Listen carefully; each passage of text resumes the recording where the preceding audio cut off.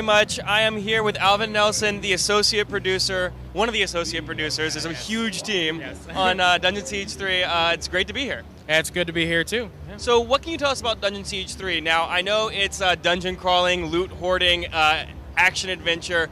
Can you expand a little bit? Tell me who we're going to be playing. Tell me what the story is a little bit. Sure. So there are 4 characters in Dungeon Siege 3. There's Lucas Montbaron. He's kind of your sword and shield guy. He has 2 different stances, his sword and shield, also his 2-handed stance.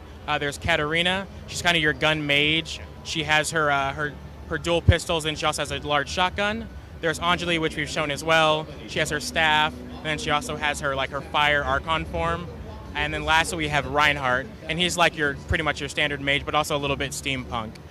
When I was playing earlier, a couple weeks ago, my favorite was definitely Anjali. She really speaks to my mage sense. What about you? Do you have a favorite character? My favorite character is actually Reinhardt. We don't really get to talk about him too much. We haven't actually, but he's one of my favorites. Just kind of how he plays, a little bit more hardcore for people, but also a lot of fun, and he does a lot of damage if you can set him up correctly. So when you say hardcore, do you mean that there are actually going to be tactics here that you can set up, as opposed to just randomly slashing your way through a dungeon? Oh, yeah, totally. I mean, every character has their very specific tactics that you play with. In addition to with whatever companion you have or whoever you're playing with, you can kind of set up situations where you can really overpower all of the enemies and kind of really demolish the game. So. And how does Dungeon Siege 3 tie into any of the other previous Dungeon Siege titles? So we took a lot of the lore from the original Dungeon Siege games. You'll see a lot of nods if you've actually played the previous ones. We take a lot of lore and kind of bring it back into there. One of the main focuses of our game is the Legionnaires, the 10th Legionnaires, and they're a small part of the original games. But our creative writer George Zeitz really tried to expand that section of the game and kind of explain to the fans kind of what those people were doing 150 years after the previous games. And when you say there are nods to previous games, is it stuff that is really necessary to the plot, or is it more like Easter eggs, there's a tomb of somebody that I would have recognized? Exactly. It's more of there's tombs of people that you're going to recognize. That's really cool, though.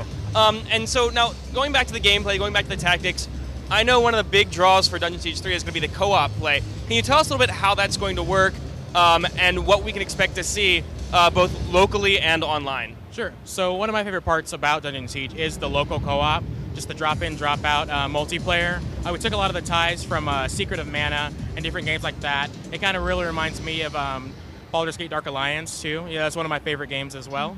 And so we just really want the player to be able to just see their friend playing, have a good time, just be able to press the start button, drop in the game, just play together. If everyone ever needs to leave, they can just stop the game, and that certain single player can just keep going. And you can drop, as you were saying, you can drop in, drop out, meaning if I'm halfway through the game and I haven't been playing with somebody for a while. Yeah, then you can just drop right in, and they can just go ahead and play with you. The game will auto-level you to that level, and then you guys can just keep going. Awesome, awesome. Now, in terms of sort of the loot hoarding, now I'm a huge loot hoarder. I love picking up as much as I can. Definitely. Are there some cool items that maybe are tucked away, or how exactly do you find the drops in this game? You're gonna find a lot of stuff on the monsters. You're gonna find a lot of stuff in chests. There's a lot of hidden walls you have to actually kind of look for and find, but you'll find a lot of really good loot for there. A lot of the side quests as well give some really nice loot for specific characters too. And how linear is it? Can we expect to be, if we play through it 4 times on each different character, are we going to be playing through it the same way each time, or are we going to be going to different places, or do we have open-ended decisions to make?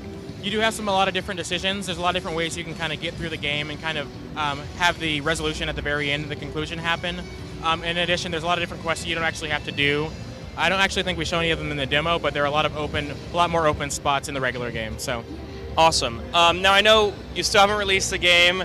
You have a few more weeks to go. What's left to be done? Is it pretty much over? Are you just do you have crates of them just sitting and waiting to be shipped, or how much work do you have left? Well, we're kind of still working on a couple of different SKUs, but for the most part, we're pretty much done. We just announced the PC demo that just opened up today, so that's ready on Steam right now. Otherwise, we're pretty much ready for us to go. And what about downloadable content or future expansions or sequels? We'll just have to see. I really can't talk about that right now. Of course you can. Well, Alvin, thank you so much. It's been awesome. I'm going to grab a controller as soon as I can, and I'll see you around, man. Thank you, sir.